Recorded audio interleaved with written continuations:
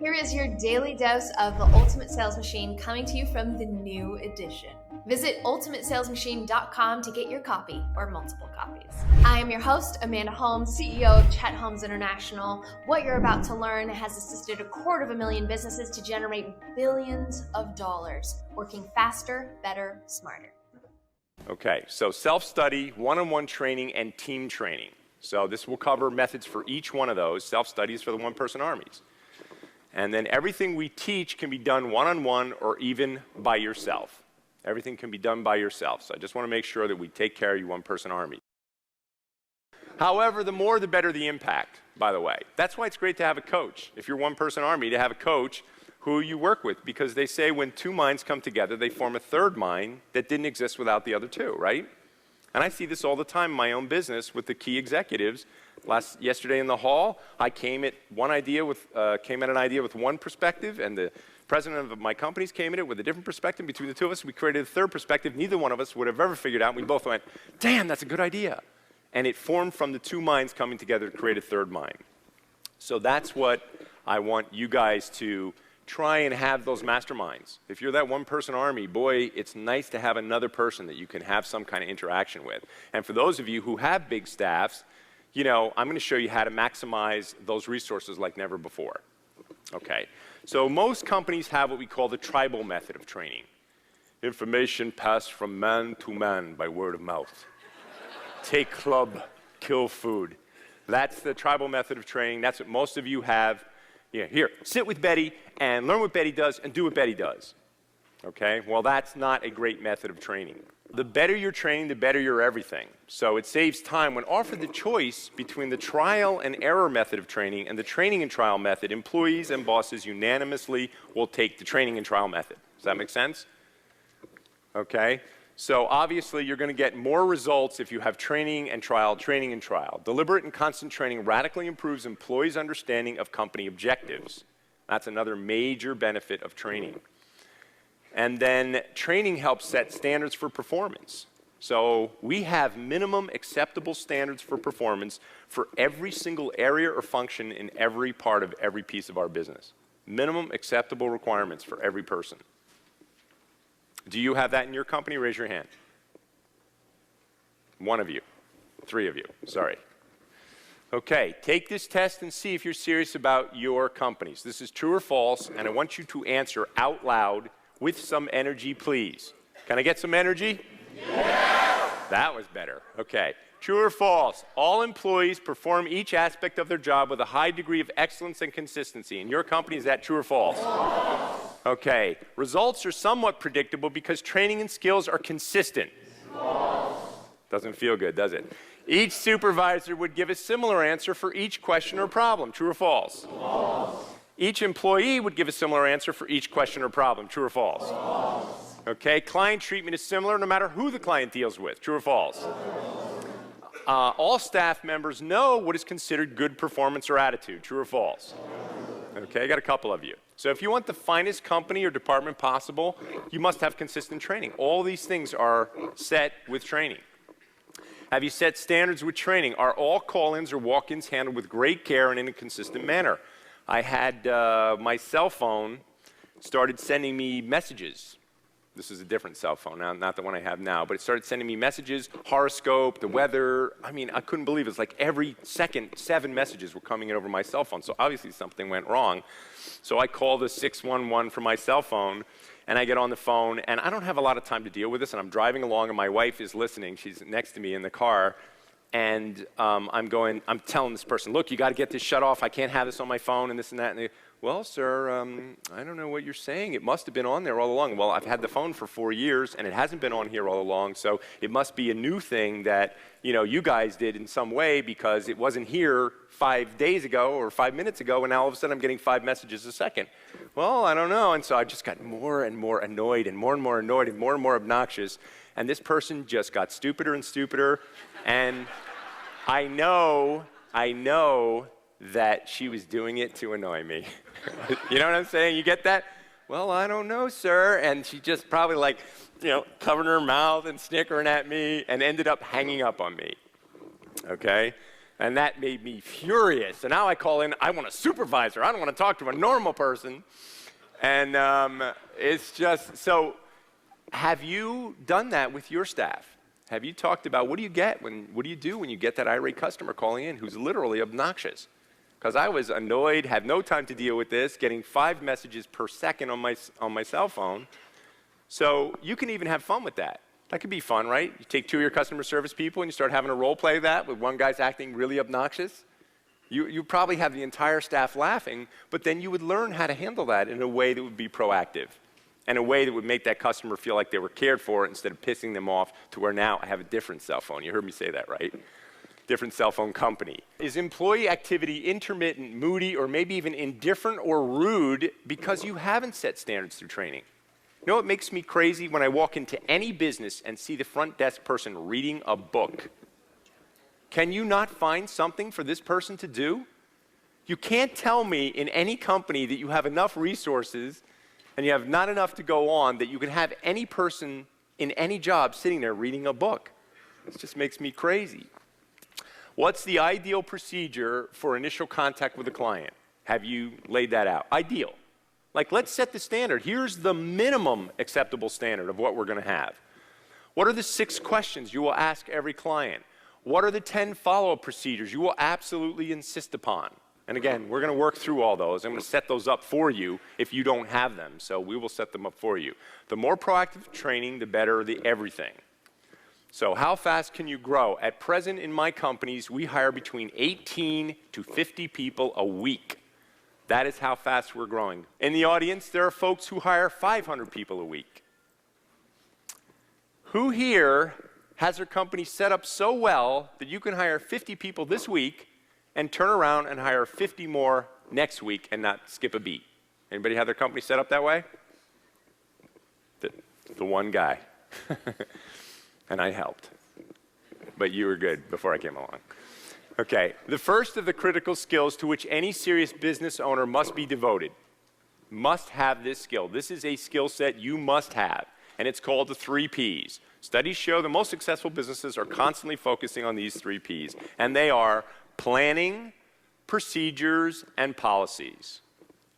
Most important skill you can have unless you want a job and not a business, unless you want to have to work constantly for that business.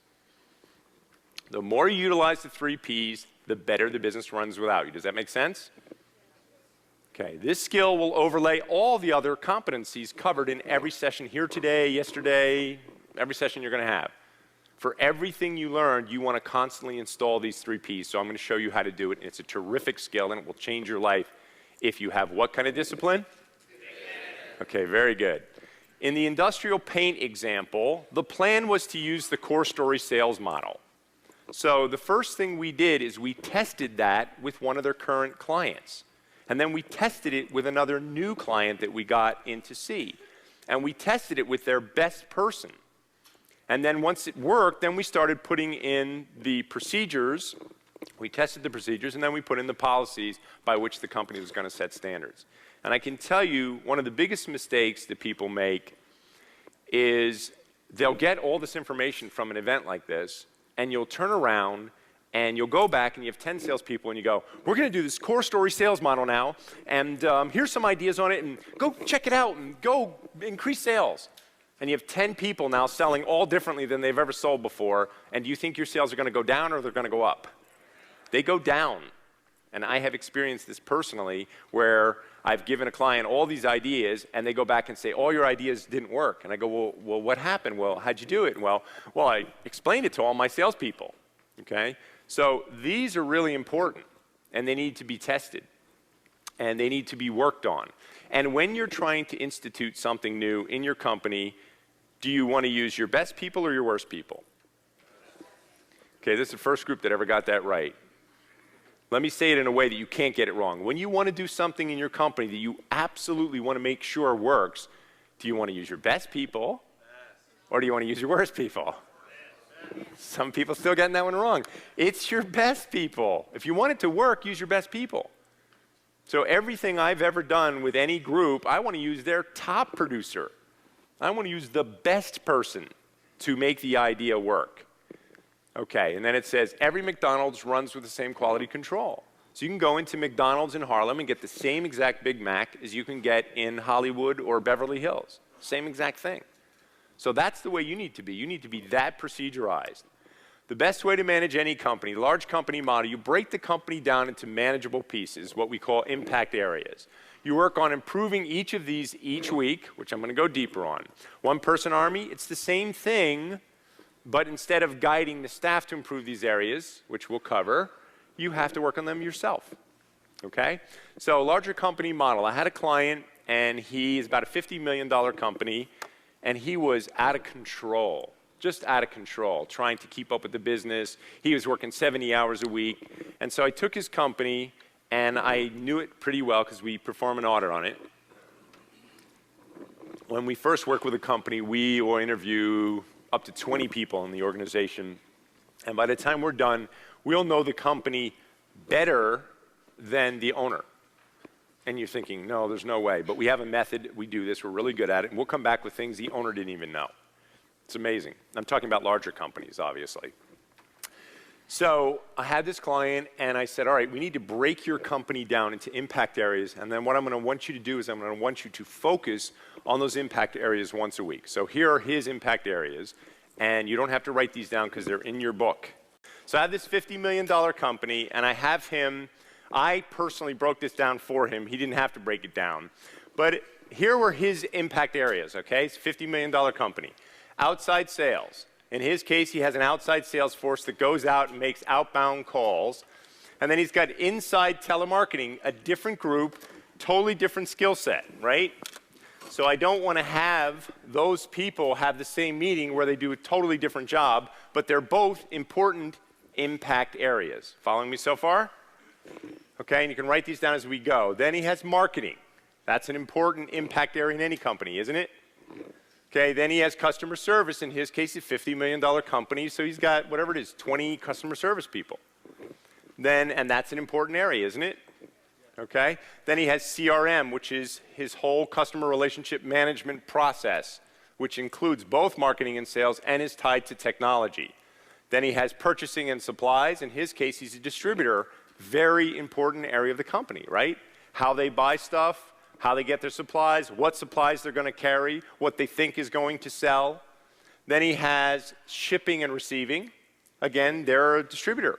They get in huge quantities of stuff and they ship it out. He hadn't looked at shipping and receiving in 10 years. Had no idea what was going on in that part of the company. Then he had inventory control. This is a $50 million company sitting on $2 million of inventory that's over a year old. Not on top of it, not looking at it. Totally reacting to the business. This guy got there with pure blood, sweat, and tears, and he needed what to go to the next level? New skills. New skills. That's what he needed. Then accounts receivable, again, a huge area for him. He had to make sure that he was on top of his collection. I mean, when I got there, like, all this stuff was messed up. HR, he had no involvement at all with HR, hiring, standards, not involved. And yet, reacting, you would think the guy was, like, doing a great job by how much work he was doing. Technology, obviously, important for any company. And I loved Eben Pagan's stuff last night about how this one now and this one here, these three here and this are all now tied together. Technology and marketing and customer relationship, that's all becoming the same thing now. Okay? Partner relations and vendors. An important thing because this guy's a distributor, so they have to constantly get new vendors. Partner relationships with affiliates. So this is something he didn't even have going, but you larger companies, you should have an affiliate director, person in your company who is designed to go out and look for those affiliates.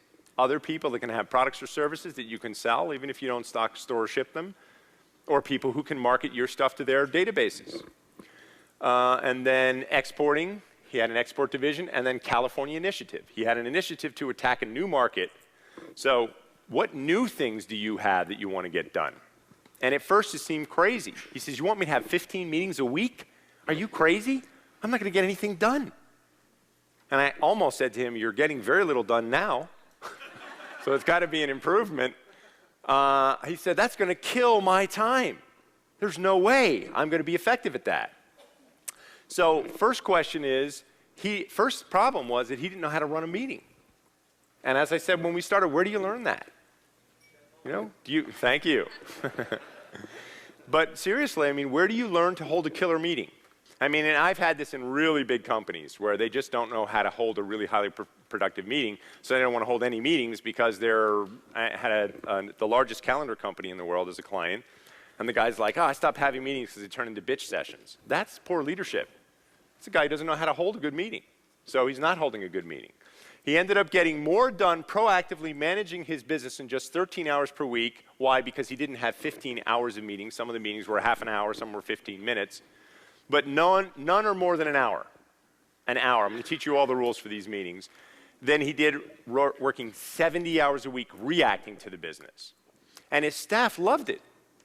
There were people in all those divisions I just showed you who weren't getting answers, and things were waiting 3 months, 5 months. Now they're getting fixed in 3 days, 3 weeks, because every week he is forced to see you in that meeting and deal with your problems, where he wasn't dealing with them, and they just all waited. So proactively managing the company in 15 hours a week, this guy got more done than he did in 70 hours a week, and it took a tremendous amount of what kind of discipline to get this working?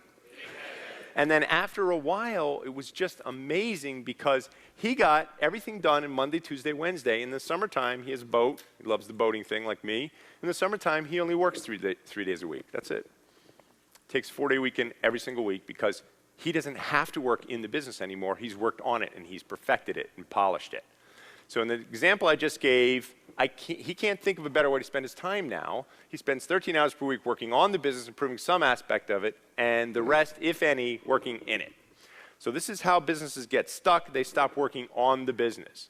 Some of these areas get 15 minutes, some will get an hour, but your objective is to take each and move it forward each week. So what are your impact areas? So we gave you the examples, and since you don't have them, I apologize, but yours are going to be different anyway. In fact, I'll page back and put them up on the screen. How's that? Okay? So do a little workshop right now. Write down your impact areas. And for most of you, by the way, it shouldn't be 15. Even really big companies should be more like 6. This guy just had a mess. Everything was broken. For most of you, it's going to be 6, 5, 7. Make sure to get your copy or copies at theultimatesalesmachine.com. There's a lot of special bonuses that you can't get going to Amazon, so make sure you check it out at ultimatesalesmachine.com.